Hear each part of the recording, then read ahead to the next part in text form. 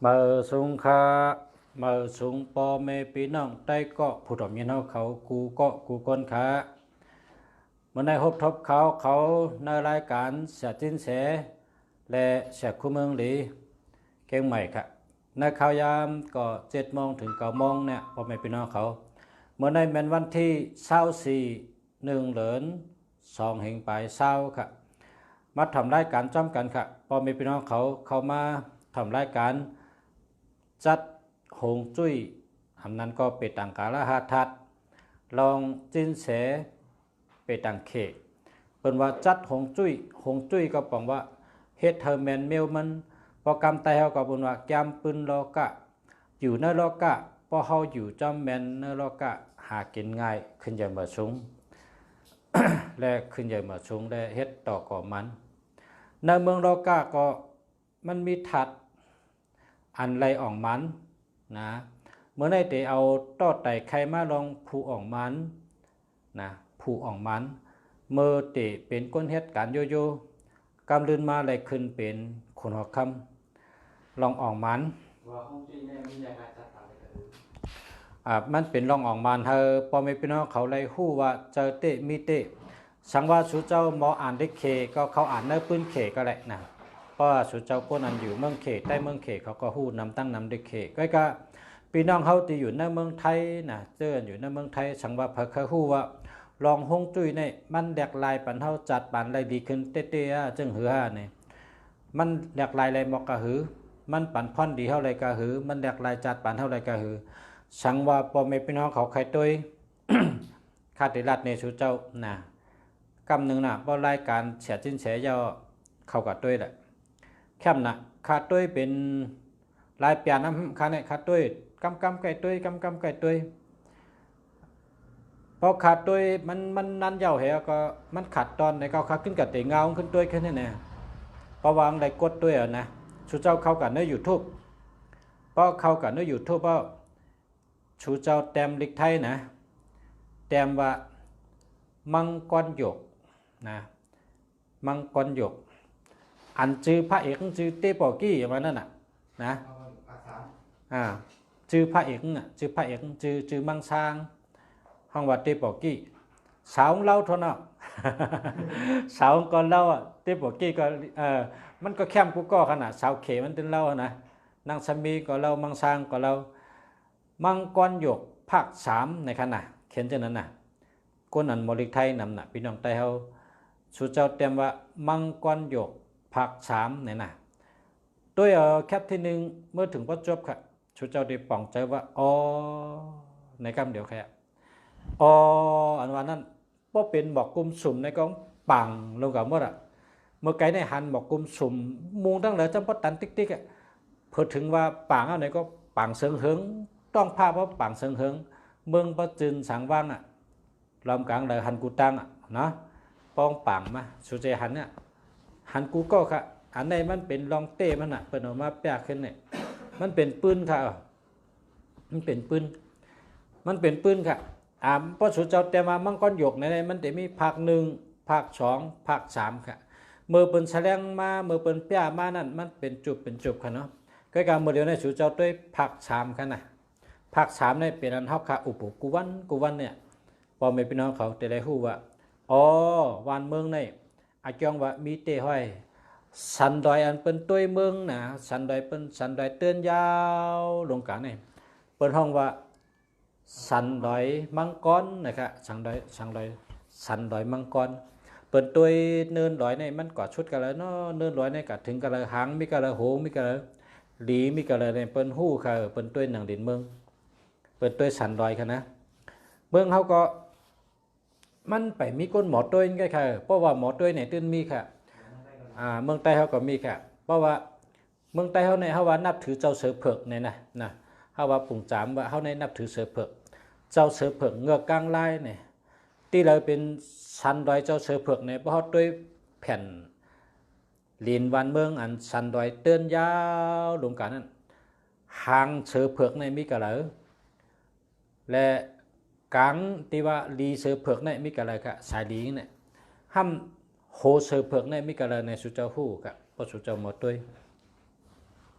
เมืองเผอเมืองมาเนี่ยมันมีค่ะปฐวีแผ่นดินบนห้องเมปงนะคะเมปงนี่ก็ได้นะเพราะว่าหันเมปงเนี่ยชูเจ้าคู่ว่าเนินดอยอันนี้กุ้งนี่สันนี่มันยาวตั้งแต่กันในกะซัมเมอร์ชุดกันนี่สันดอยอันนี้ลูกกันนี่ซัมเมอร์ชุดกันนี่นะชูเจ้าต้องเจนจับบ่องเหอพอเจนจ้ำป่องนี่รับตาให้วนลอง13หมู่ป่าค่ะเลยนะรับตาให้วนด้วยค่ะลูก13หมู่ป่าเมื่อ13หมู่ป่าหลังนั้นมีคนไทยเปิ่นเฮ็ดสันดอยนั่นนะมันเหมือนจังเมนางนอนเต้ๆกันเดียวเหมือนหนังคนยิงนอนให้กับเพคนโหไว้ได้เป็นก็โหมันได้เป็นนวมมันได้เป็นโตในชูเจ้าจองหันค่ะเหมือนนั่นน่ะเปิ่นห้องว่าลายตุย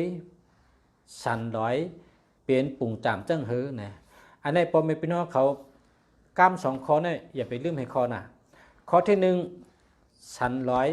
เปิ้นห้องว่ามังกรนะตั้งเมืองเขพอตั้งใจเขาก็ว่าเขานับถือเจ้าเสือเผือกเงือกกลางลายเขาว่าลอยเสือเผือกหางมีกระไรโตมีกระไรโหมีกระไรเขาหัวเมืองใต้เขาพอเขาหมดด้วยนั่นน่ะกำในแห้งไรมาเป็นพ่อนดีแต่วันเมืองไหนกำแต่ดัดฉัดชิ้นเฉยแต่ดัดนะลองเป็นมาตัวเดียวในใครในลองว่าตัวให้เหือลุงเสียเนี่ยพอสุเจ้าว่ายามยีในลุงเสียรัดเนี่ยขึ้นรับตาให้ตัวมืออ่ำปนมาไปหึงสังอะมือ13หมู่ป่ากับคำเนื้อทำนั่นมือเปิ้นออกข่าวกูวันนั่นจองฮันเนี่ยคนผายเอาข่าวเมืองไทยเขาเนี่ยเอาหางสันดอยนั่นเฮ็ดนี่ว่าไหนเมนางนอน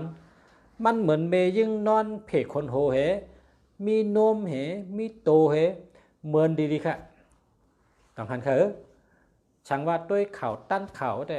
ตึกหันหนูในตากูก็ค่ะเขาขาในด้วยกูวันแต่นั่นน่ะบนห้องว่าลายด้วยลิ้นลอยมันเมืองน่ะมันเมืองฮะนะวันเมืองในพอเขาหมดด้วยเขาเตะหัวก็เลยเป็นหลีมันน่ะก็เลยเป็นโหมันก็เลยเป็นหางมันโตซื้อเนี่ยเพราะเป็นเมน้ำเนี่ยเพราะเป็นเมน้ำโค้งเนี่ยมันลัดผ่านในเมืองใต้เขาเนี่ยมันลัดเอาตั้งแต่กันในเมื่อถึงกันในนะครับเพราะขาดแต่ดัดแดดก็โกวางกับเป็นปืนแบบข้าก็เลยสอนมาขาดแต่ดัดแดดเน็ตก็สุดเจ้าตัวละน้ำโค้งเขาเนี่ยเข้ามาที่เมืองใต้เขากันเลยลัดเมืองไทยยาวก็หือยาวก็ออกกะออกเมืองเลยเนี่ยสุดเจ้าตัวที่เลยเป็นสายดีมันค่ะ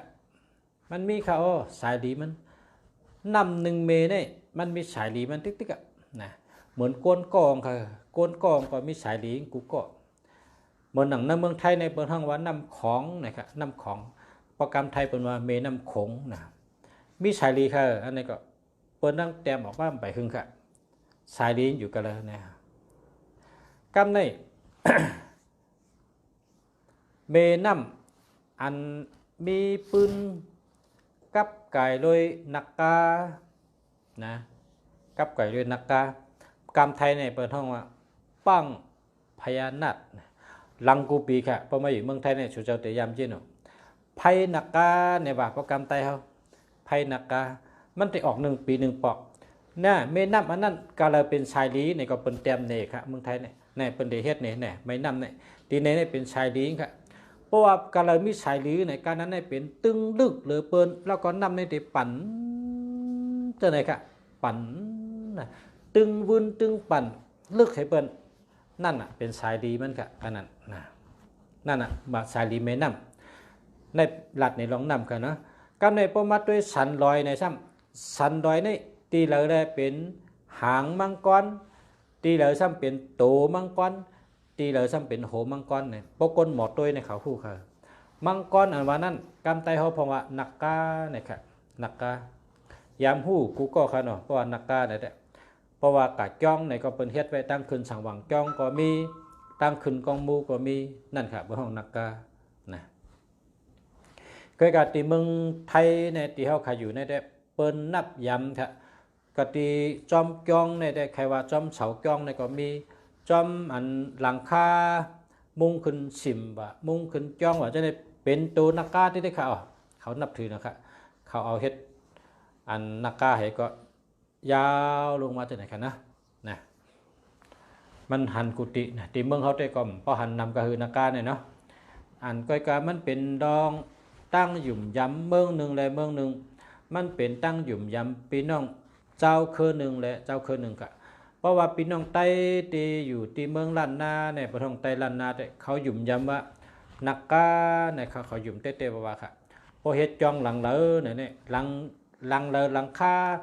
จ้องอันเป็นตินหลังคาใจคามันจะเนี่ยชิมก็ยาวค่ะเต็มชิมเต็มจ้องค่ะตื้นเป็นนักกาไว้ตั้งเซงค่ะอ๋อนะเลอเสนักกาก็แต่มีนกข้างสานะมีนกข้างสาเย้าก็นกข้างสาเย้าก็มีแทงนกยุงนะครับมีอยู่หันกำนำกูจ้องแต่ละหันจังไหนครับอันไหนตีเมืองไต้ล้านนาที่เขาขายอยู่เศร้าเนี่ยเนาะเขาขายในอยู่ในเป็นเมืองไต้ล้านนานะครับเนาะการในพอมาด้วยลองหงจุ้ยเนี่ยมันจอยเลยก้นเท่าไรก็คืออันว่านั้นมันดีอามเตี้ยพอมีพี่น้องเขาจามเขากัดด้วยเนอมังกรหยกภาคชามนะชูเจ้าเตหันว่าจะเตะเนาะเป็นเตะมีเตะปืนมันก็มี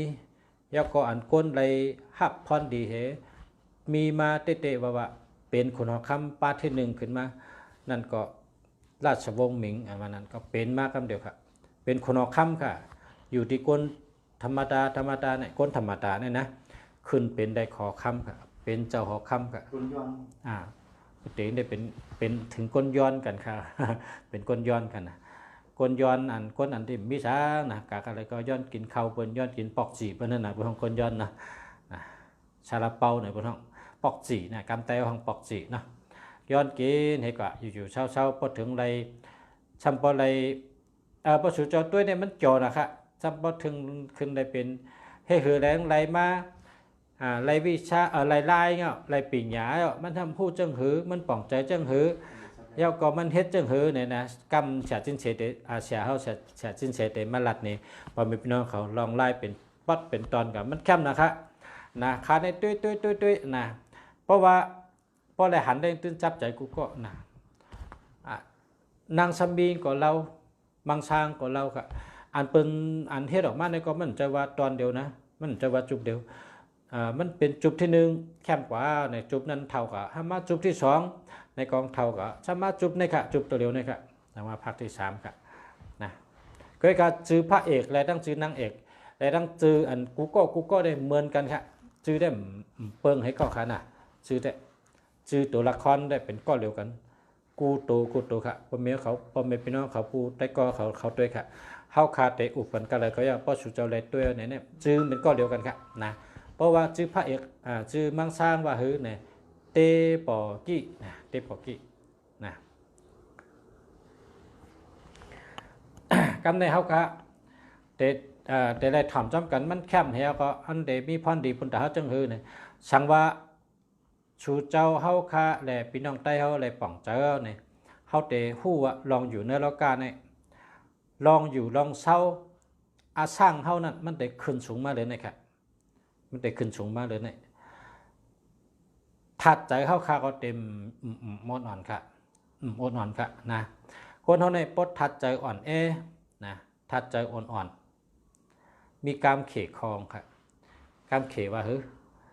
โปผู้แก่นแข็งอยู่รอดนะครับผู้แก่นแข็งอยู่รอดโปผู้อ่อนเมื่อก่อนนะครับนะเมื่อก่อนโปเป็นผู้อ่อนย่อมตายนะครับว่าเป็นผู้อ่อนย่อมตายมันเบลัดอะไรตั้งตายว่าเป็นคนอ่อนนะเหมือนอย่างกาตั้งนะกาตั้งมีปอกนะโจโฉเขาอึบน้ำอ่ำอะไรกินเขาคนซึกสัมยาผลเหี่ยวตั้งอุ่งตั้งปื้อมากก็กว่าไรก้นก็ไปแดดให้ค่ะนะคนซึกในให้ คนซึกให้โจโฉว่าหึงตะเป้งน่ะว่าหึงคนซึกเนี่ยพออย่าไปให้ปุ๊บพอให้ในเต็บตายไปเลยว่าจะไหนกันมันน่ะกันในคนซึกเนี่ยแก่นแข็งมากกันเดียวพอได้ยินว่าเจ้าซึกเขาปั่นน้ำมิงลงมาเฮ้ยเพราะเผอให้เผออ่อนในเต็บไปตายไปตัวเนี่ยก็คนซึกในมือแห้งขึ้นกันเดียว ก็แห้งถัดใจขนาดแห้งถัดใจจะมีปวดซึกก็มาลัดว่ากว่าทั้งไก่ตั้งนานเนี่ยเขาได้ฮอดวานเปิ้นพอเขาฮอดที่วานเขาได้หุงกินข้าวนะเขาได้หุงกินข้าวเขาได้กินข้าวกันนั่นนะอันแฉะคนซึกก็จะมาลัดว่าจะเนี่ยไก่นะก็ได้แห้งใจในโตมากับเดียวขนาดพอแห้งใจโตมาเนี่ยเนาะคำพองกอดแทบว่าไม่มาสืบปันมาคำพองกอดแทบกิ่งไม่มาสืบปันมาอันไปหยับกว่าหยับก็ไปกับอะไรป้นอุ้งค่ะก้นก็ไปกับเนยว่าไม่จึงมากค่ะไปกับอะไรค่ะครับเนี่ยtiếngอุ้งtiếngเปิกตั้งมึนจนนั่นก็นั่นค่ะมันเป็นแห้งเจอนะมันเป็นถัดใจลองเลยก็ดีเพราะเขาพูดว่าเขามียังอันแต่มีถัดใจแห้งใจเป็นเขาถึงขึ้นใจมาสูงเขาถึงอ่องปนได้นะเขาก็ถึงได้ลองอ่องมันค่ะพอมีพี่น้องเขาลองอ่องมาในมันไกลค่ะมันอยู่ที่เขาคัดใจกันตั้นนั่นเนาะตั้นน่ะพอตั้นเราก็ย้อนพินบอกเสียจิ้นเสียเขามาในรายการค่ะอุปต่อพอมีพี่น้องเขาค่ะ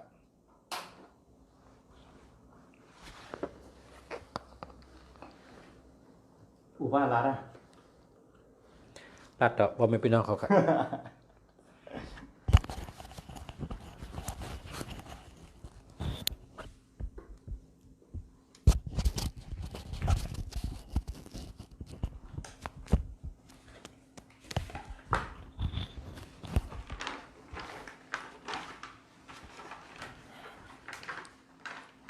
กำลังจะเป็นตั้งการเอาพี่น้องเขาเมื่อการได้ถ่อมเพียงเอาเกี่ยวๆแต่มีอยู่กูวันอะเอาในสิบกว่าที่ถ่อมพอเหตุการณ์พออะไรครับแขกในก็เดผุยเพียงก็พี่น้องเขาในกับกูวันก็เกี่ยวกับวิดีโอจะนั้นได้เขาที่เพียดแปดจอมอันในเดเป็นออกรายการเป็นตั้งการครับพี่น้องเขา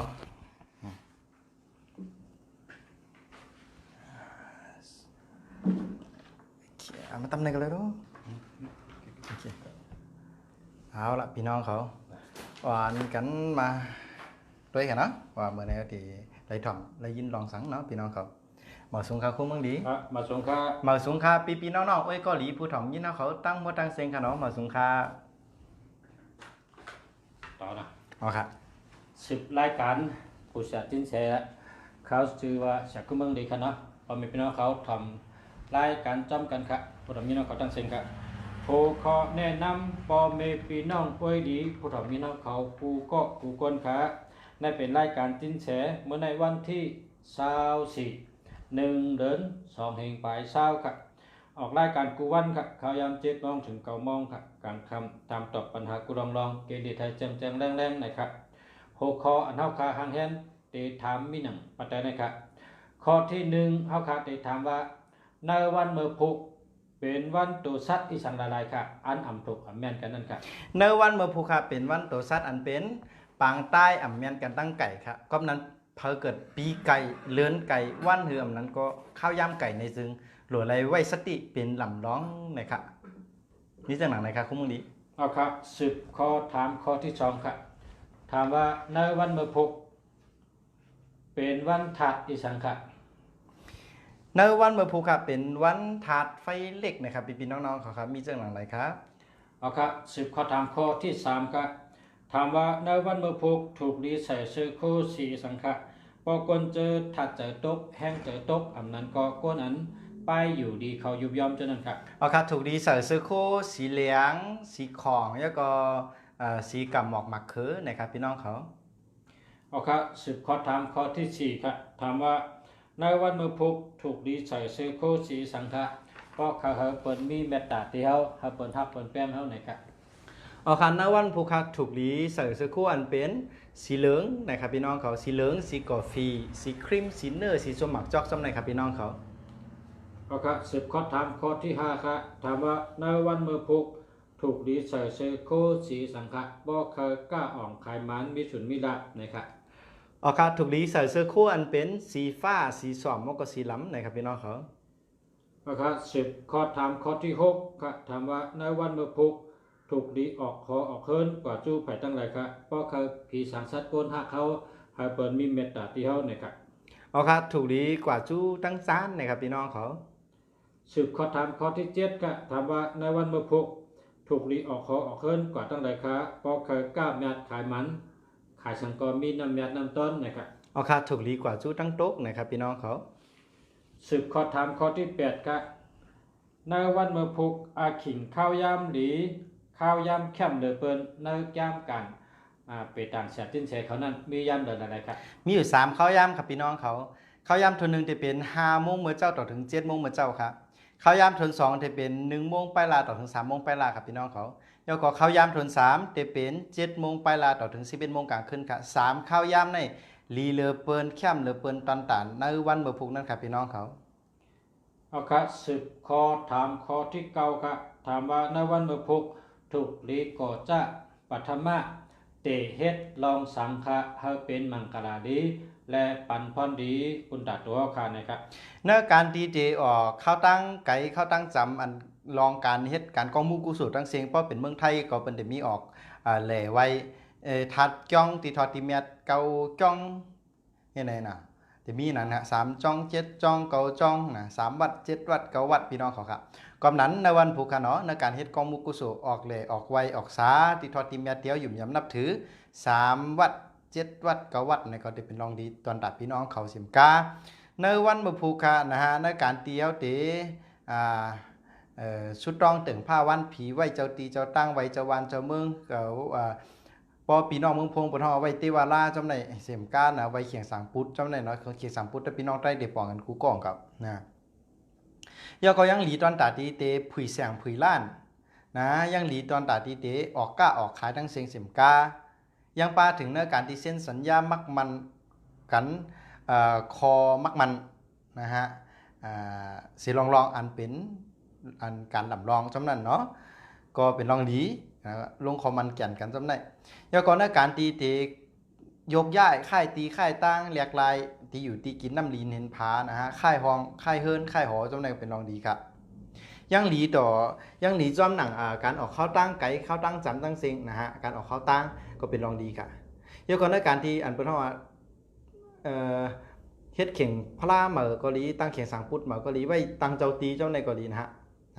เมืองไทยได้หันนะเมืองไทยได้ไปหันมีครับพี่น้องเขาแต่มีอยู่นะจำจับเนี่ยจับได้นะ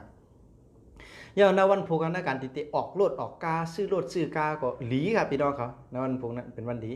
ย่อก่อนในการตีแต่งงานกินแขกแต่งงานนะพี่น้องกินแขกแหวกหื้อนะกินแขกแต่งงานก็จะนะพี่น้องมีกะลาสองนั่นนะพี่น้องเขานะก็คัดใจดีเตลาดว่าหาลาความใต้หึงจอดเจ๊พี่น้องกูป๊อดคือไผ่หลวงพ่อป่องใจพี่น้องเขาค่ะมีจุ่มอันลาดมาในค่ะอันตีถูกหลีก่อ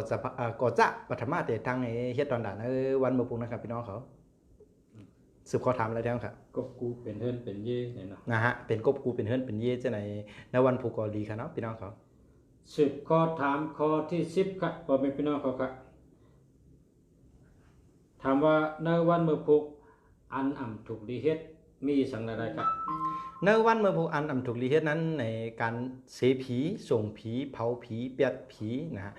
ห้องง่ายๆว่าเปียดก้นตายเผาก้นตายผังก้นตายอันนี้อ่ำถูกดีเฮ็ดครับมีลองเหลียวในครับพี่น้องเขาเอาค่ะ10ข้อถามข้อที่11ถามว่าในวันเมื่อพุกพอเฮาทบยาปัญหาโดไล่หาจึงหือเมียวเหลอมาจอยเฮาเกดิตค่ะ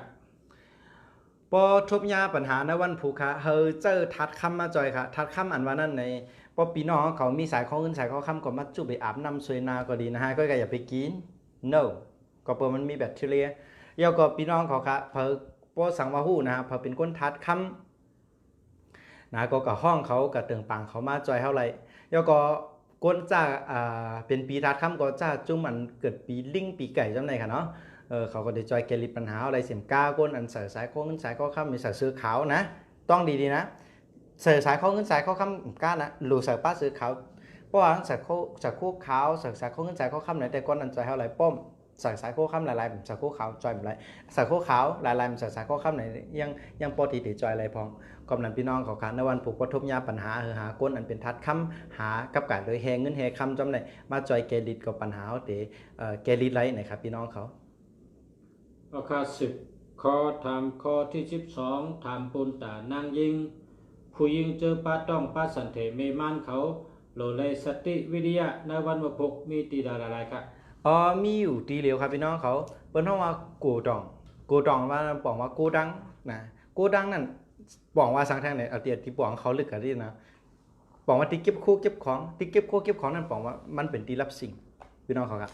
ก่อนนั้นตีมือที่รับสิ่งทั้งเสียงกลางค่ำกลางคืนอย่าไปออกกว่าตั้งนอกย่อก็ตีเก็บคู่เก็บของตีปนเอาโกตองนะอย่าไปกว่าเขานะอย่าไปกว่าด้วยอย่าไปเก็บเตอะคู่ย่างไปในวันเนี่ยอดเอาเย็นเอามันตายนะพี่น้องเขาก่อนนั้นเนี่ยเพราะว่าเวลาแต่วันหนึ่งตอนแต่ไม่มั่นอย่าไปการเล่นกูตองอย่าไปการอยู่จำอย่าไปเข้านะกูตองกูดังนั่นนะที่เก็บคู่ของเสียงนะก็รอดเพี้ยวครับตอนแต่ไม่มั่นเขาในวันพุธนั้นครับพี่น้องเขา เอาครับในเป็นรายการถามตอบ10ข้อกูวันครับพอแม่พี่น้องเขาได้ทำได้ยินก็ไล่ถอมมื้อในปุ่นตาใจตื่นในวันมื้อพุธครับพอแม่พี่น้องเขาเนาะเป็นอันแคบอันดีเด็ดๆครับไล่เป็นรองสัตติเฮากันน่ะผู้บัญชัตติเฮาครับกูวันครับทำรายการแสดสินแสและทั้งแสดเมืองดีมีพันดีมีอายุครับกันได้ข่าวแต่ย้อนเฮาจะสินแสเฮาครับอุปราชลองอันข่าวเกี่ยวเตะๆครับลองในข่าวต้วยหลายปอกน่ะก้อยกะคำแล้วออกในรายการให้ปอกเพราะว่าข่าวผมจะแสดสินแสเขาเจ้าได้เห็นมาและ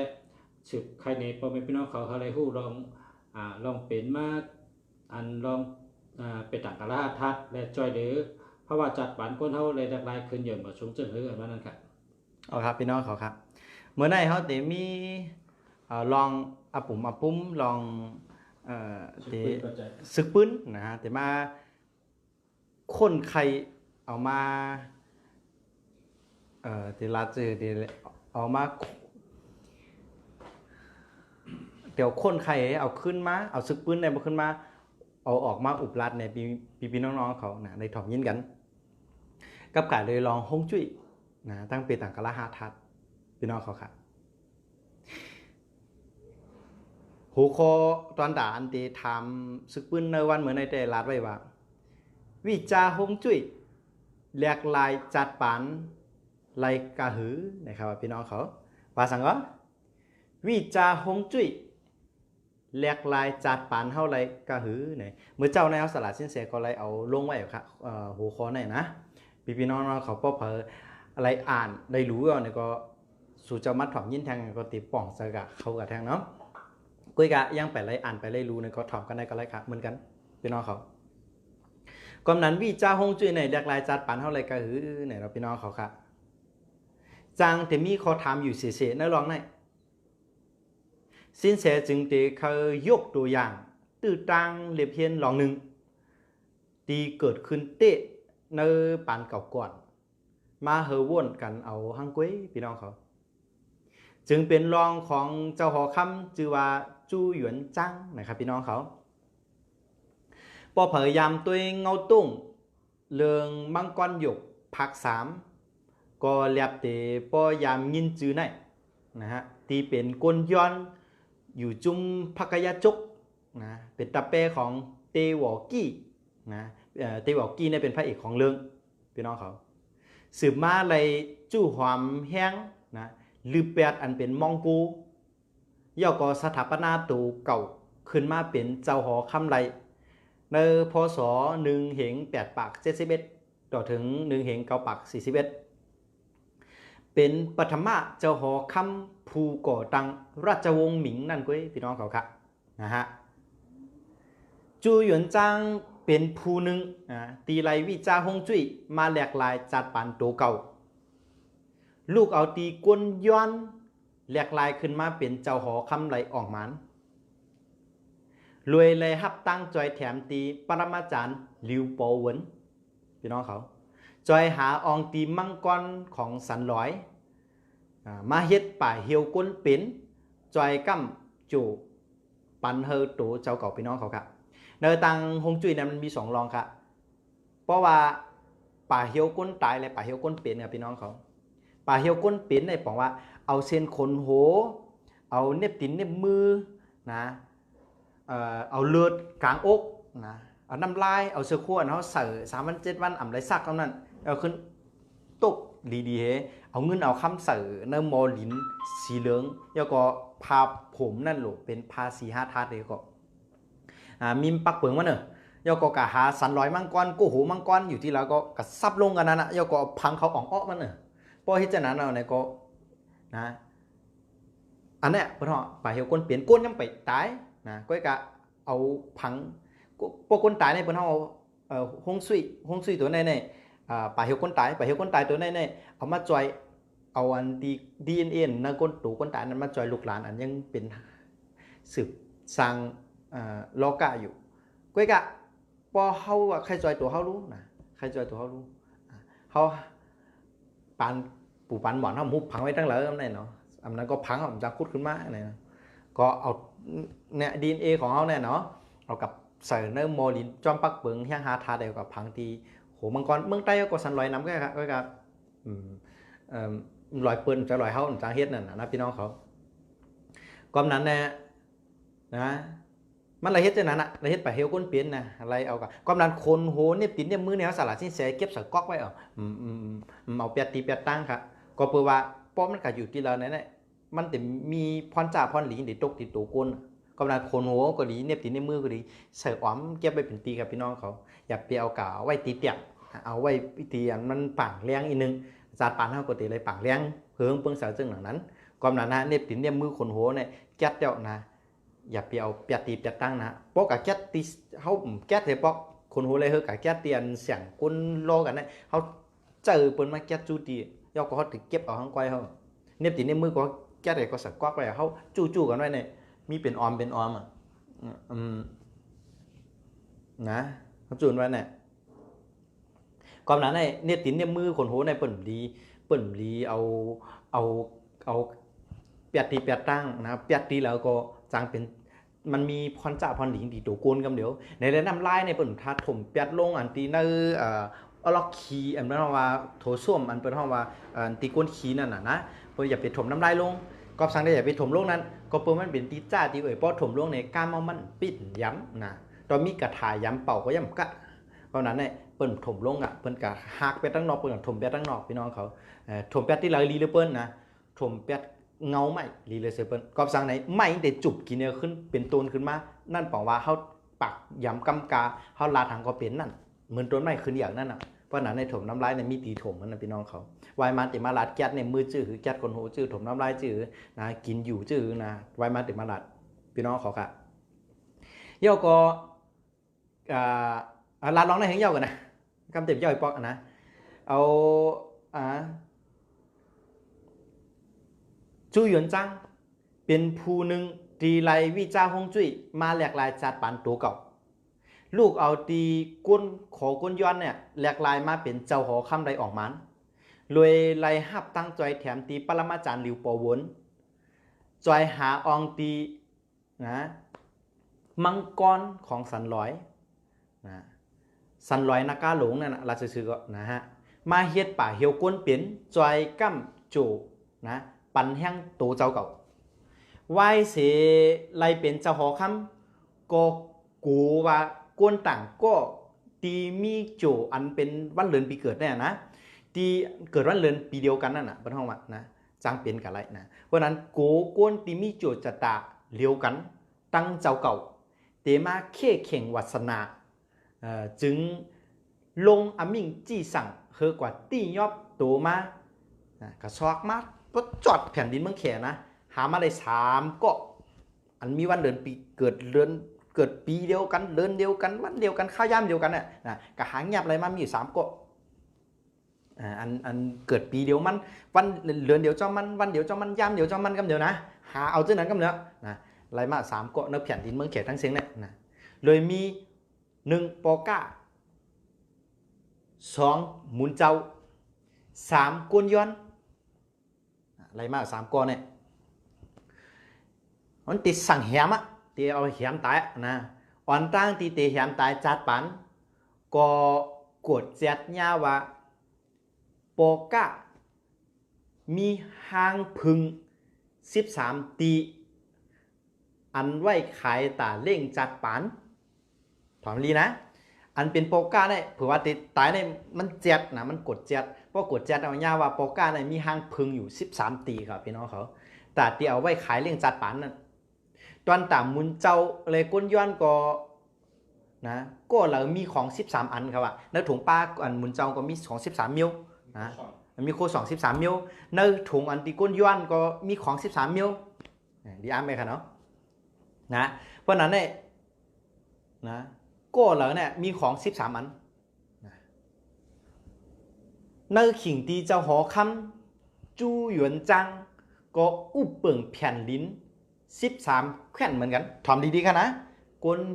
ปอกาซัมมีหางพึง13ห้างตาไว้ขายเรียงจัดปานหมุนเจ้าเลยตั้งกนยวนก็ซ้ำมีก็เหล่ามีของก็เหล่านะมีของ13อันนะจูหยวนจังก็ซ้ำอุบเปิงแผ่นลิ้นเนี่ย13แขวนนะ13เหมือนกันพี่น้องเขายึงเมื่อกว่าด้วยตีอยู่ตีกินน้ำดินหินผาของตั้ง3จึงไล่เขาโขขึ้นมาย่อก็อ่ำบ้วนตีเตเอาตายจัดปานกวนจุ่มในเถียงเลยหู้เจียงเลี้ยงป่องเจียงเลี้ยงใจว่ากวนตีมีจูเกิดปีเลินวันยามเดียวกันนะกวยมีห่วงจุ้ยตีอ่ำเหมือนกันก็เตมีจัตตาจัดปานตีเปียกเปิงกันหนังฟ้าตั้งลิ้นนะครับพี่น้องเขาจูหยวนจ้างกูว่าเตมีผู้ตีนำเอาวิจาฮงจุ้ยเนี่ยมาปินล่มปลังนะจึงเลยลงอัมมิ่งจี้สั่งเฮอจู้หอมตำลาฮงจุ้ยนะและสินเสแก่แก่ตั้งเซ็งนะเขามาเก็บไว้เจอเนวางหอคำกันนั่นไว้นะพี่น้องเขาตาอำเฮอเอาวิชาฮงจุ้ยเนี่ยกับจอยเหลือก้นต่างก็นะเกก็มีผู้ที่เคยไล่แล้วก็เปิ้นฮู้นั่นน่ะว่าตำราฮงจุ้ยก็กับจู่ไว้ในวางหอก้นแก่ๆลองฮงจุ้ยก็กับฮับเจอในวางหอคำเสียงเอาในตั้งนอกนั่นมีอ่ะเปิ้นฮู้ก็นั้นเกก็มีผู้ที่เคยไล่แล้วก็คัดเจอลักหลอมเข้ามาเตจำลักนะเจ้าหอคำเปิ้นเข้ามาในตีจำลักในหลายปอกนะก็เปิ้นมันลักของตั้นไรกวนเปิดวางหอนไอ้ต่ำผ้าในเปิ้นมาหันใจก็เลียนไปนะเจ้าคำก็มาว่นถอกก็ว่นออกว่าเจ้าคำก็เลยแกลิดรวยการสั่งเฮอเฮ็ดต่ำลาฮงจุ้ยป้อมเฮอลักออกกว่าก้อยกันนั่นเนี่ยอันก้นลักกะก็มันจะก้นโยนะเพราะนั้นก็อันเขียนไว้นั่นในเขียนไว้ชื่อเนี่ยพวกเขียนอันปลอมนั่งเสียงเป็นในคู่นะอันนี้ปลอมเจ้าอะไรเป็นในวุฒิเปียดก็นั้นเจ้าหอคำในสำเร็จชื่อเนี่ยเฮอเฮ็ดต่ำห้าฮงจุ้ยปลอมแต่เฮอเปิ้นเอาลักออกกว่านั้นรวยเตเป็นอันเต้มันใน3ส่วนแล้วก็อันปลอมในมี7ส่วนในปรับฮงจุ้ยนั่นอันเต้ในมีอยู่3ปูนไงอันปลอมมี7ปูนในปรับ1หวยนั่นจึงเป็นตีมาของวิจาฮงจุ้ยแมนพิษแมนพองพิษพองนั่นนะจึงเป็นตีมาของฮงจุ้ยแมนพิษตีแพร่หลายอยู่ในปัจจุบันยามพองตีเอาลองหยุ่มยำกูเมียวมาสุนสารโลเลพี่น้องเขาค่ะก่อนนั้นนะเขาสละสินแสก็หู้เจ้าไหนนะเขาสละสินแสนะก็หู้ร้องเจ้าไหนเลยจ่องก็ไล่กว่าเฮียนเอาตีเงามันเนาะจ่องก็ไล่กับเฮียนเอาตีอันตีมันมีหังสุนสารโลเลจ่องก็ไล่กับเฮียนเอาตีอันเงาอันตีเป็นสืบอันเงาสืบปื้นขามาเตะนะจ่องก็ไล่กับเลียเพี้ยนเจ้าไหนจ่องก็หู้อันแจกอันหมันอันเตะปอกมาพี่น้องเขาแล้วจ่องเอาแจกอันหมันอันเตะนั่นมาจ่อยเหลือพี่น้องเขานะฮะเอาละมาถึงกันแล้วเพราะนั้นพี่น้องเขาค่ะรู้ลิกไตถ่อมกวามไตลาดผาสาไตซื่อโคไต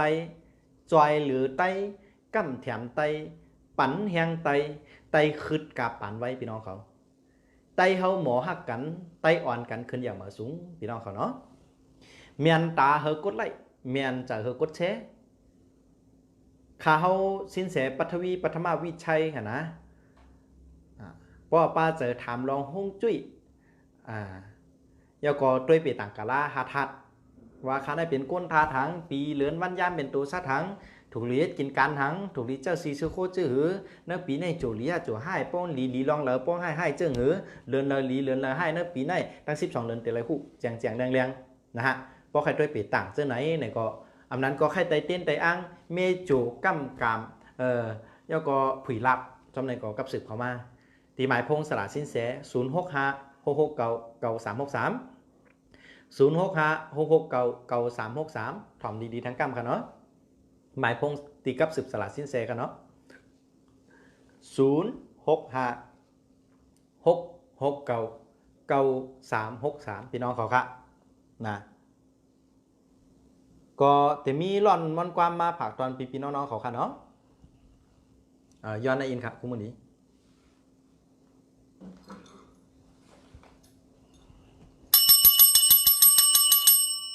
พี่น้องเขาค่ะ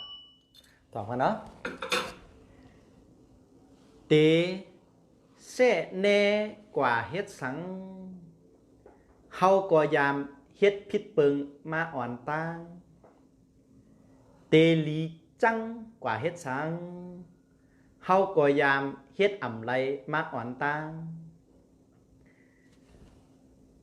เตป้องหลากว่าเฮ็ดสัง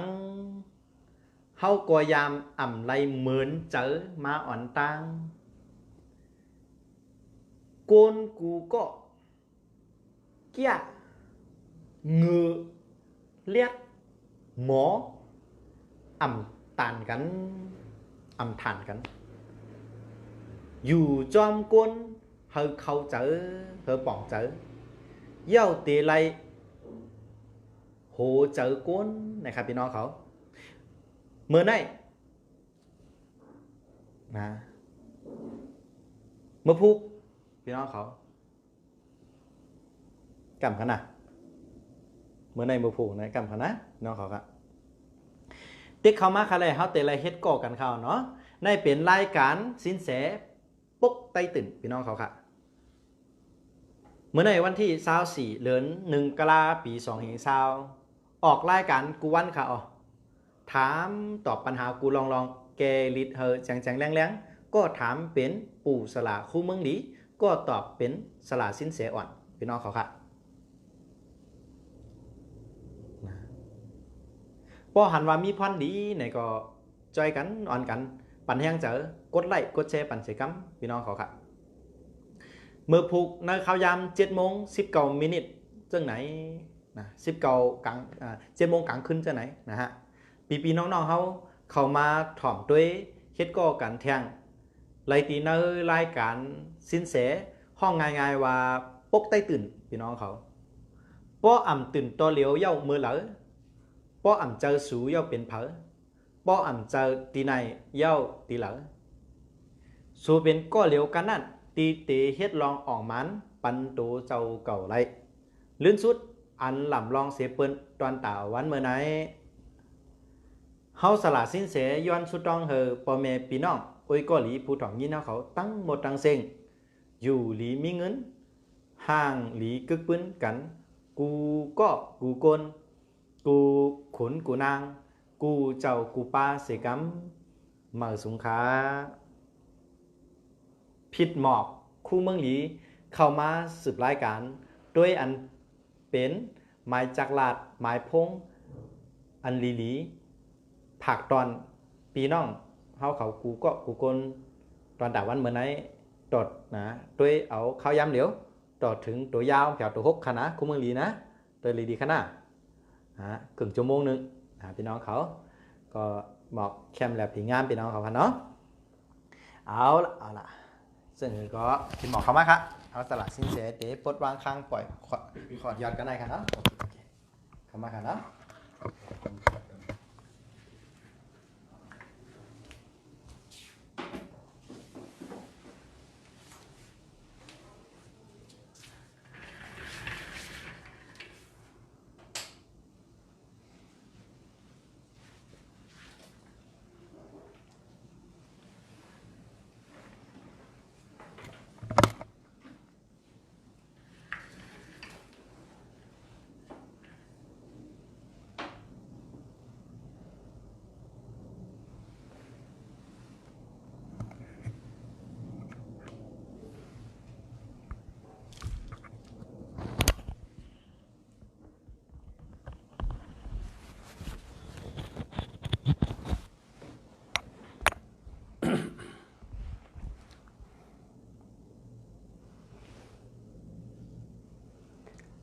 มาสงค่ะพ่อแม่พี่น้องเขากูก็กูก้นค่ะ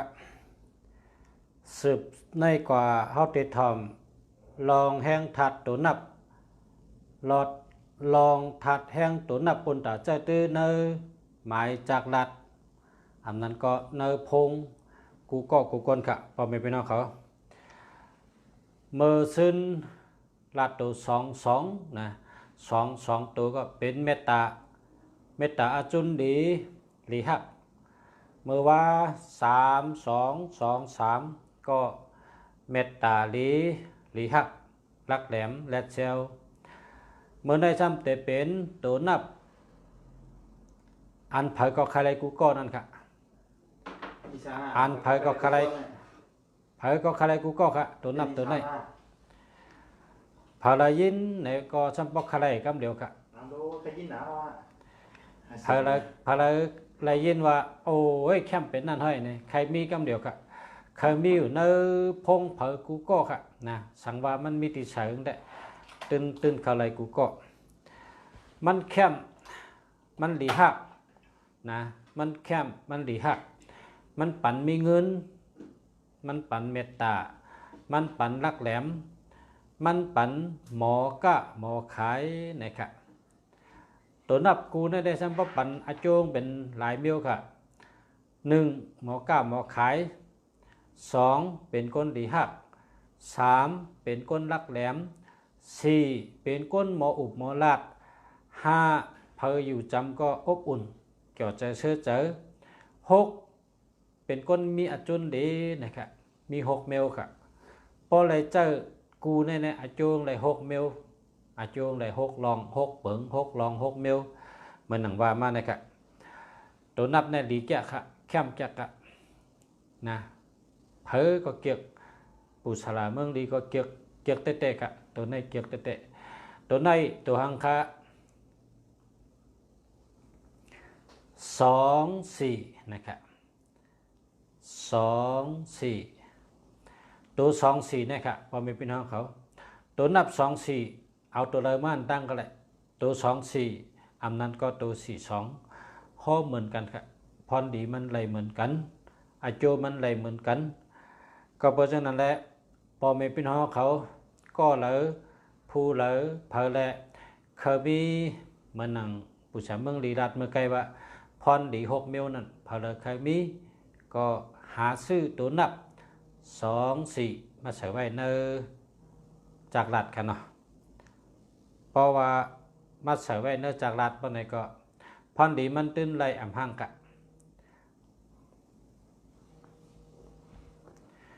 สืบในก็เขาคาได้อ่านลองไล่ควักกวางไว้ว่านะมีอติเป๋งกวางไว้ว่าก้นก็อันมีตัว2 4อันนั้นก็4 2อยู่ไว้ในพงอันนั้นก็อยู่ไว้ในจากรัฐก้นก็ในเมตตาอาจุนดีเตะๆนะครับนะเมตตาดีอาจุนดีเตะๆเย้าก็เป็นก้นอันหมอลาดหมอจ๋าเพราะว่าลาดลองสังในก็มีปักมีเปิงนะลาดลองจึงหือก็มีปักมีเปิงมีขอบมีแหลนมีหิมก็เพราะฉะนั้นแหละพอมันลาดเนี่ยตึ้นเพิ่มเถียงเอาค่ะนะเพิ่มเถียงมีกับคนว่าจะเตแมนในติ๊กค่ะก็เพราะว่ามันหมอลาดหมอจ๋ามีปักมีเปิงค่ะเนาะเช่นกาพอเผาเจ้าตัวนับ2 4นี่เป็นก้นรักแหลมนะครับเป็นก้นรักแหลมก้นเฮากูก็เผาก็เคยเลยกำขอในค่ะเนาะโอ้รักแหลมนะรักแหลมกำขอในแคมนะคะรักแหลมไม่อ่ำแหลมอ่ำจังปักก้นอ่ำรักอ่ำจังเจ้ากำเบิ่นว่าเจ้านั้นในพอเผาเจ้า2 4เป็นก้นรักแหลมค่ะนะ2 4ก็รักแหลม4 2ก็รักแหลมค่ะพ่อแม่พี่น้องเขาเซมไปกาแท้เพราะว่ามี2 4อยู่ในพงนะอยู่ในหมายจากรัฐปะไหนเพอได้อยู่จำก็มีตั้งอุ่นเจอเกี่ยวเจอซื้อเจอนะครับพอได้มาอยู่จำก็มีตั้งอุ่นเจอเกี่ยวเจอซื้อเจอใครกูก็ของใครกันไหนเป็นกาก้นยุกโหไม่มือมาหลายๆเขาเนาะฮัลโหลนำเต้นนำว่าก้นโหไม่มือมาเนี่ยก็ว่าใครกูก็ไปเป็นไงได้นะ เซ 4224นี่นะมันเข้มนะครับ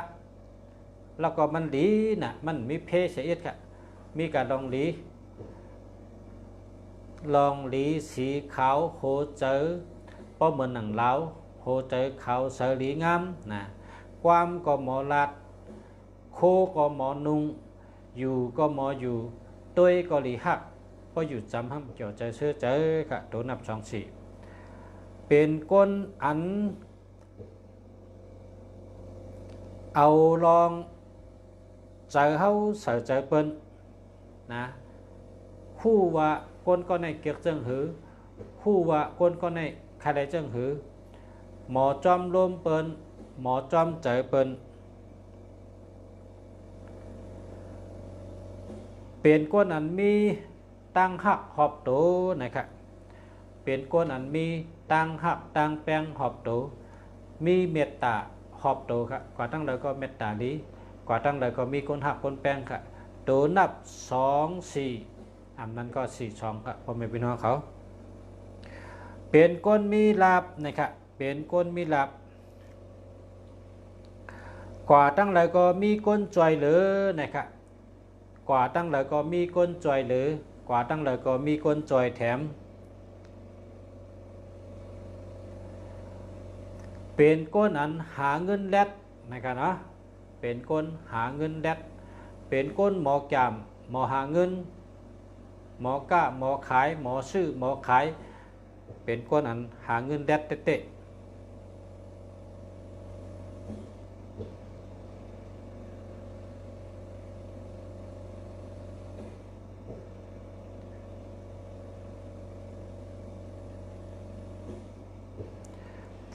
เซมไปก้าค่ะ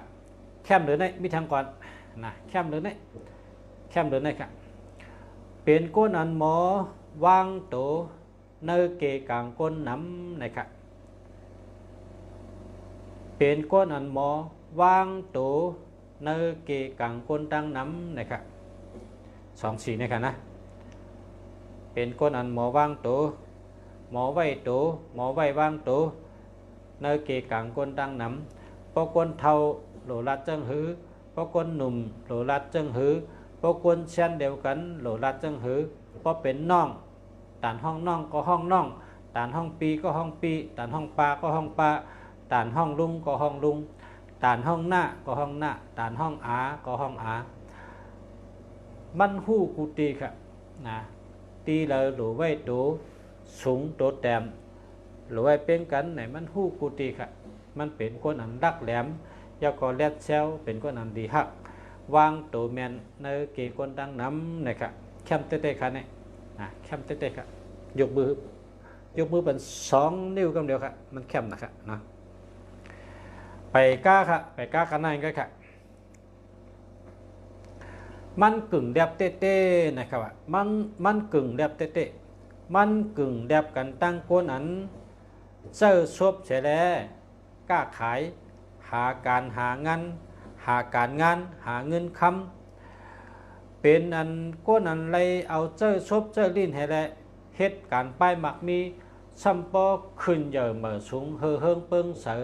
เป็นก้นหมักก้นมีไรนะครับตัวนับ24นี่ฮะนะมันปั่นพอนดีเตะๆกันเดียวค่ะเนาะในเซมไปก้าค่ะเป็นก้นอันหมอเฮ็ดเธอเงินเนี่ยมีเยามีแทงมีเยามีแทงนำเยานำแทงนำเยานำแทงลักเยาลักแทงลักเยาลักแทงหาหอมจีปาการมักมีขึ้นเยอะเหมือสูงชัมปอเป็นก่อเป็นกองไหลมาลาบสัปปะกะย้อนตั้งอุบตั้งหลัดนั่นเยาในค่ะเนาะ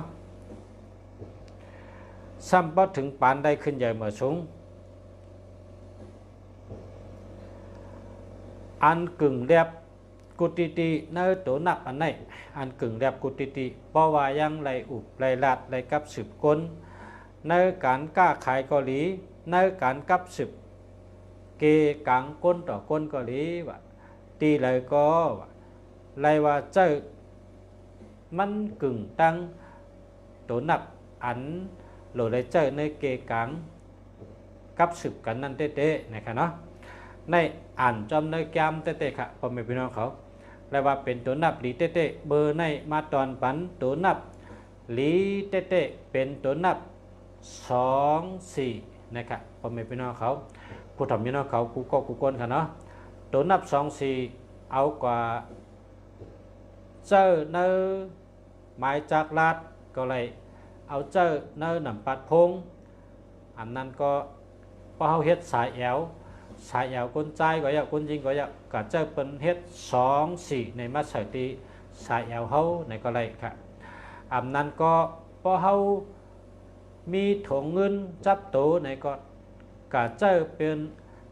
นแคบเป็นตัวเงินอันนั้นก็ตัวคำตัวต้องตัวจืน2 4ในมาใส่ไว้ในกระเป๋าก็เลยให้ได้ติดตัวไว้อันนั้นพอเฮาก็เฮ็ดเสื้อยืดเสื้อกามนึกอันจับตัว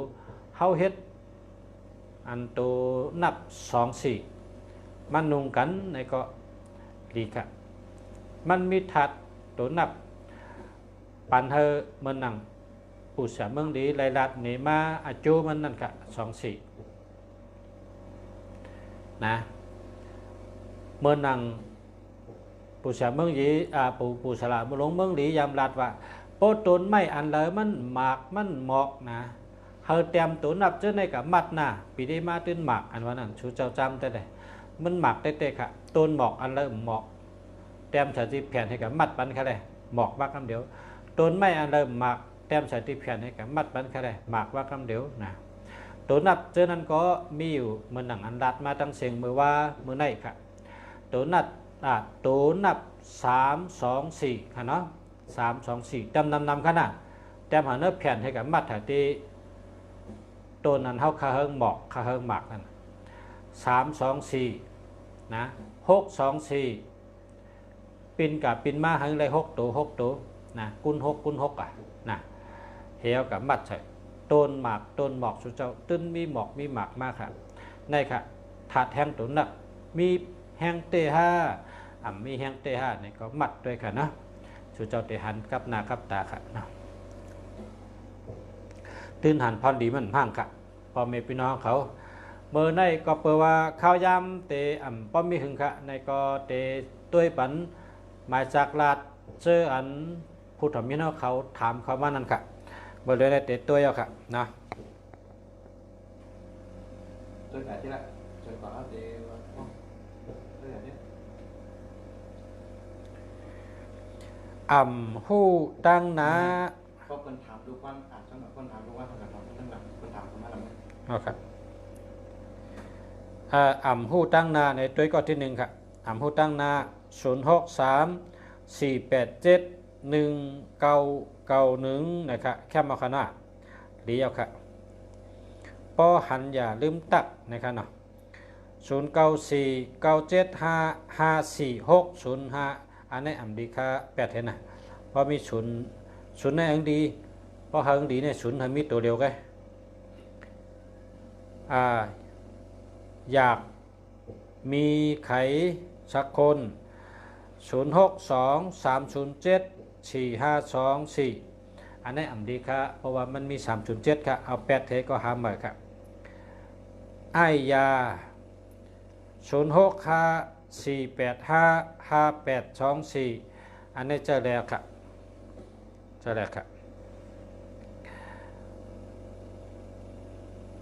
ไอ้ยาเนี่ยมี2เบอร์เนาะ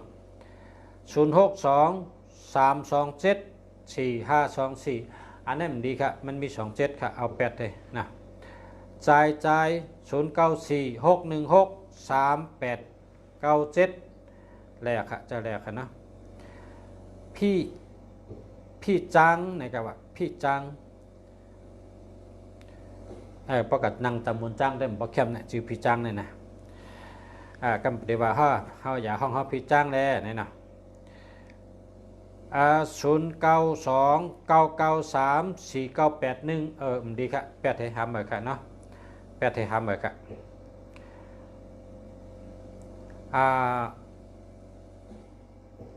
มอตอกำนะครับมอตอกำลังเจอในกะใครว่าเด้นะมอตอกำลังเจอ ในก็091กันต่อค่ะ0619686484นะครับได้แล้วค่ะนะได้แล้วค่ะยาวก็แขกนาเล็ก0952839969อันนั้นดีเข้าเดียวค่ะแล้วก็แหนมคำนะครับ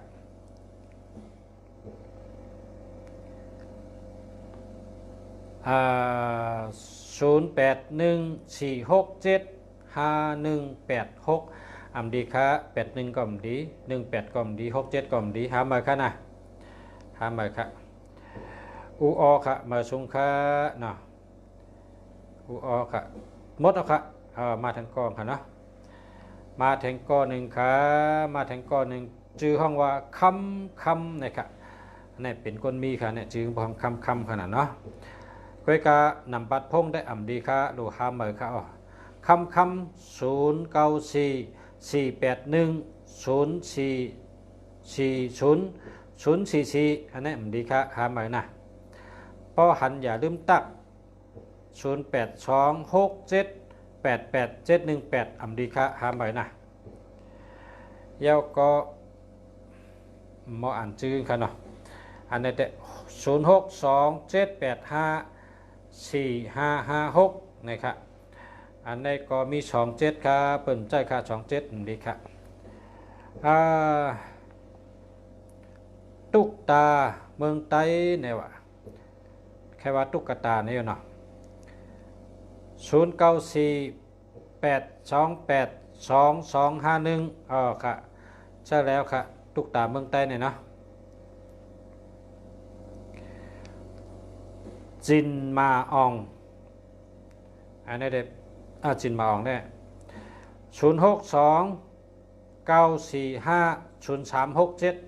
อันนี้มันไปดีครับหาเหมยนะอ่ำดีหาเหมยครับแขกนาเล็ก0639382998เจ้าแล้วค่ะเจ้าแล้วนะเคยกับ898กับไว้ตั้งปลายเนี่ยลองมันขัดลองไรไว้สตินะไว้ใจเย็นๆนะแสงแจ๊ดเมืองสุ0635264369อันนั้นเดียวค่ะเจ้าแล้วค่ะนะ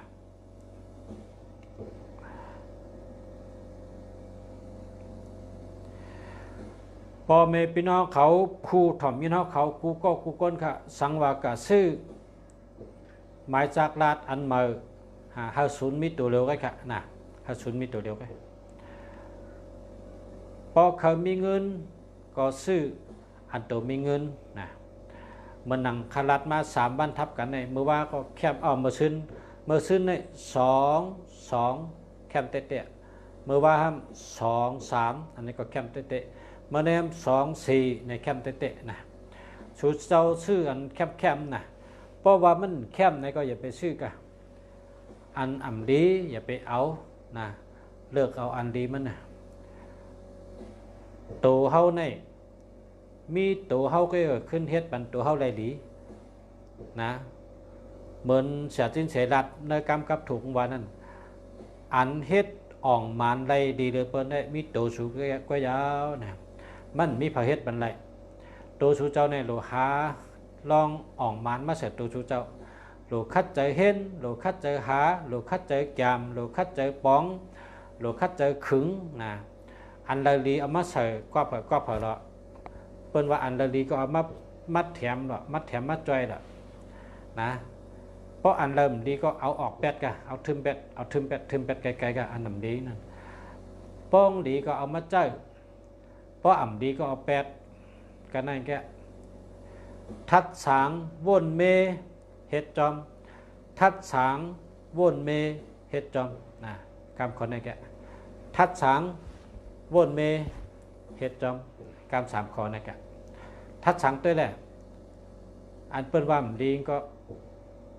แปดเทียวกันนะเมียวดาลีหามาเลยเป็นว่าอันดาลีหามาเลยเอามาใช้เลยนะเฮ็ดจำเลยเป็นดัด มีหมวนเจ้ากรุงเทพนะฮอตลาปันตะกาฮอตลาในจ้องหลงเนี่ยคนขึ้นจ้องเต็มปิกอ่ะเขาขาเขาถ่อมใน YouTube เขาถ่อมใน YouTube มันฮอตลาว่าหือ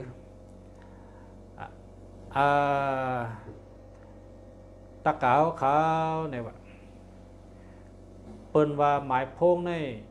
6776ในมันดีศูนย์นำก็มันดีชูซ้ำแรกให้ละครับเนี่ยตะกาซ้ำตอบว่าฮือเนี่ยว่าตะกาอันกะอุบมันเจ้ากะมันเจ้ามักใครขึ้นหนึ่งกับตะกาซ้ำว่าอ่ำจังแรกค่ะ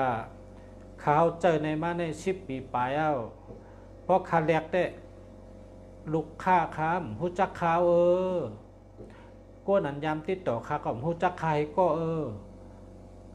ไล่ๆข้าของมาจอมอันไหนก็ครับจังให้เรียกธนาคารก็หูอันไหนที่เบอร์ประกันก็หูอันไหนก็คำจังแหลกโอเล่งข้าก็หูอันไหนก็คำจังแหลกในกาว่ามันเจ้าว่าเฮ้ยเพราะฉะนั้นเต้เขาเหมือนเจ้าเตลัดในกำคองตะกาลงก็คำกลางคืนมาเมื่อคืนเนี่ยเมื่อเลือกเอาก็ละเขาก็เจ้าชูแรกกับเขาเตลัดในกำคอนึงมันเจ้าลงรัดว่าคือค่ะมันเจ้าลงว่าตั้งอันเปิ้นอ่ำหูจักและตั้งอันตะกาลงจำเป็นให้ได้เปิ้นเอากับเผาไผ่เป็ดหนึ่งกำไทยว่าเม้นนะกำไตฉบับป่าเหี่ยวนั่นเนาะเอากับเผาเป็ดเหี่ยวนั่นนี่ตะกาได้เลือกเอาอันเด้อตะกาได้เลือกเอาอันเด้อเพราะกับเผาเป็ดได้เนี่ยจ่องเปิ้นทำติดต่ออะไรมีพอติดต่อครับเนี่ยเผาเป็ดแล้วลูกกายกรรมตัวเขาอุปเปิงวะเนี่ยตัวคิงเขาเนี่ยอันเขาอุปเปิงเนี่ยเผาไปแล้วนะมีเผยติดตัวอะไรครับเนี่ยอันนั้นรุ่มเชื่อไรฮะเนี่ยว่ามันเชื่อไรตัวกายตัวคิงฮะซ้ำกับเชื่อไรฮะเบอร์โทรอ่ำดีก็โปตะกาลงแลกเบอร์โทรเนี่ยอ่ำวันหนึ่งก็วันหนึ่งโปตะกาอ่ำตายอ่ำหายก้นก็อันโหลตะกานั่นเขาเตะขึ้นกับสืบมาญากันขึ้นอยู่วันหนึ่งป้ออ่ำตายอ่ำหายสังว่าตายกับหายกับรู้ตั้งอันตะกาลัดเมื่อไกลนั่นเลือกเอาคอเหลือมือวนด้วยได้คำในตั้งขึ้นเอามือต่างหน้าผักใส่วนด้วยเลยเนี่ยว่าคอกำคอในจองป่องใจข้าจองผู้ทำยินเขาป่องใจข้าใครว่าเตะเพราะว่าหมายพงอ่ำลีมันติดธนาคารก็เยอะมันติดประกันก็เยอะมันติดโปรเล่งก็เยอะมันติดพี่น้องเมืองไทยก็เยอะอันนั้นมันเป็นอนิจจาเว้ยนะอนิจจาในการแพทย์เป็นเจ้าสอนว่าอนิจจาอ่ำมันอ่ำเมนะครับว่ามันเป็นภายนอกไปค่ะมันเหมือนหื้อในว่ามันหนังเซอร์โคในกันค่ะเซอร์โคในแหลกเลยครับกามเขในเป็นสอนว่ากามเขค่ะนะเปิ้นสอนว่าปีน้องเหมือนแขนเหมือนขานะปีน้องเหมือนแขนขาโผเมเหมือนเซอร์โคนะครับว่าปีน้องเหมือนแขนเหมือนขาโผเมเหมือนเซอร์โคนะครับเซอร์โคในชื่ออันเราใส่ก็อะไรครับชื่อสีทั้งใส่ก็ได้ครับเซอร์โคในปีน้องในอ่ำตัดกันได้นะครับที่ป่องมันอ่ำตัดกันได้อ่ำตัดขัดกันได้ครับถ้าเป็นเลือดเดียวกันครับนะเฮาหลุมมอหักกันเช่นนั้นอันโตเฮาในพอเฮาแม่เฮาเขาเฮ็ดมาปันเด้งหลูลุ่มลาใหญ่มาในเฮาหลุมมอหักโตคิงเฮานั่งหือเตอยู่ดีกินหวานมีอายุยืนยาวมีตังเกี่ยวเชื่อมีเงินมีคำเฮาหลุมมอหักโตคิงเฮากุติโคตอดินเฮาหลุมมอลุ่มลาโหลมอหักสาลุ่มลาโตคิงเฮากูปัดตอนตั้งแต่โหเจอตั้งเนื้อมาถึงตั้งนอกได้มีหังค่ะนั่นนอกก็มีผิวหนังนั่นน่ะอย่าเฮิงโกนะอย่าเฮิงล้ำเอาสับอย่าสุกปันอย่าเฮิงโกอย่าเฮิงไข่อย่าเฮิงเหม็นแก้อับน้ำสุกปันชีปันเฮิงอุ่นซื้อเสื้อผ้ามาชุบมาห่อปันได้เป็นตั้งนอกตั้งเนื้อจะมีตับมีปอดมีหัวเจอมีลำไส้นะมีกูลองเฮาคาโหลมอหักตั้งนอกตั้งเนื้อตัวใจเฮาขาดแต่มี อยู่ดีกินวันอายุยืนยาวเลยเขาอันเลยเป็นว่าอ่ำลีเนี่ยพ่อแม่พี่น้องผู้ทำพี่น้องเขาเอาแปดใช่ละอย่าไปเก็บไว้ชุดที่ว่ามันอ่ำลีอันเลยเป็นว่าดีก็เจอตื้อกับคาเลในข้อหนึ่งค่ะอาหารการกินอาหารล่าอันเท่าแต่กินก็เยอะเพราะเป็นว่าพ่อกินจังในมันอ่ำลีเนี่ยเพราะเป็นรัดจังนั้นเขาก็อย่าไปกินค่ะเพราะเป็นว่ากินมันดีเนี่ยอย่าไปกินอันเป็นว่ากินจังในดีเนี่ยเขาหลุดกินบันค่ะเหมือนกันค่ะตีเขาเสียคุ้มเมืองดีเอาแห้งตัวนับมาลาดบันปอมเมพี่น้องเขาเนี่ยลาดเป็นตั้งกู้สู่ก็ค่ะลาดเป็นตั้งกู้สู่ไป มาซื้อที่คาได้ของป่า อ่ะ มาซื้อที่คาได้ของป่ามา ข้าก็ว่า หรือมาซื้อที่คาก็เลี้ยง คำได้ว่าให้ชูเจ้ามาชื่อตีเฉียเมืองดีค่ะ มาซื้อหนังจีน ชื่อตีไรก็ไรนะชื่อตีไรก็ไรชื่อเมืองไรก็ไรชื่อตีไรก็ไรย้อนให้ชูเจ้าชื่ออันดีมันก้อยนะข้าก็โจมเอาค่ะก้อยกะเจอเลยเป็นอันดีเจอเลยเป็นอันนำดีเนี่ยข้าก็มาซับแรงแจงเข่าลาดเนปันกันนั่นก็ค่ะให้ชูเจ้าไว้สติเยื่นเจอเงินเจอคำถ่อมข้าวลัดข้าวชุดเฉยเอามือบนได้ค่ะละอ่ำไรเต็กเต็งเขาซื้ออ่ำไรว่างคับเต็กเต็งกันฮะจี้ในเส้นตั้งว่าอันใดมันเป็นจังไหนคะอันใดมันเป็นจังไหนคะไหนจี้ในเฮาป่องจังดังใจกันนั่นไปเขาเกิดมาเป็นปีน้องเจอจัดเผ่าพันธุ์เป็นไตกอลัดกำไตเฮาก้นอันหมอถ่อมกำไตกูก็ไล่หู้ตีป่องมันให้เอากับเจ้าตื้อเฮาเป็นกู้สู่สามปากายะกู้สู่เอาตัวมันนั่งให้ลัดมันนอกกู้สู่วนว่าได้ลัดอันเลยได้เป็นพรดีว่าจีกู้สู่คัดใจลัดเฮาปีเฮาสู่เจ้าหมดถ่อมกู้สู่สามปาเอามายินบรรจุเจ้าจังไหนกันชูเจ้าไว้หูเงินหูคำไว้เจอเงินเจอคำไว้เจอเย็นเจอยาวถ่อมแล้วก็สติวนจอมหากมีสติวิริยะกวนเท่านั้นพอมีสติวิริยะวันนี้เฮ็ดสังคมมันแคมกูเมียวความไทยเป็นว่าสติมีปัญญามานะครับสติมีปัญญามาสมาธิมีปัญญาเกิดนะครับพ่อแม่พี่น้องครับเย็นจมยินดีค่ะคัดใจโจจาลาดะค่ะเมื่อในตัวเก่าแคมเตะๆค่ะ ค่ะมาชมค่ะเขาสักคุ้มเมืองดีค่ะเพราะว่ามีหังใครอุบมาใครถามมาก็กลับสืบมาตีหมายพงเขา0887896916ขนาดใครถามจังเฮ้อเนี่ยโทษทำอะไรมาค่ะโทษทำคำว่าอะไรค่ะเขาชื่อว่าสักคุ้มเมืองดีอยู่เชียงใหม่ค่ะตีหมายพง0887896616หมายพงเขาด้วยไปต่างก็ไรใครชื่อปับลิกใต้ก็ไรนะใครชื่อหมายพงก็ไรนะ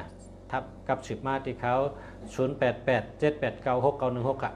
ข้าชื่อว่าสักคุ้มเมืองดีอยู่เชียงใหม่ค่ะย้อนช่วยพ่อแม่พี่น้องเขาขึ้นใหญ่มาสูงมีปีญาน้ำอยู่ดีกินหวานกัดเย็นช้ำฉะขึ้นใหญ่มาสูงมีเงินมีคำอยู่ดีมีเงินห่างดีกึกกึนกูก็กูกวนค่ะมาสูงค่ะ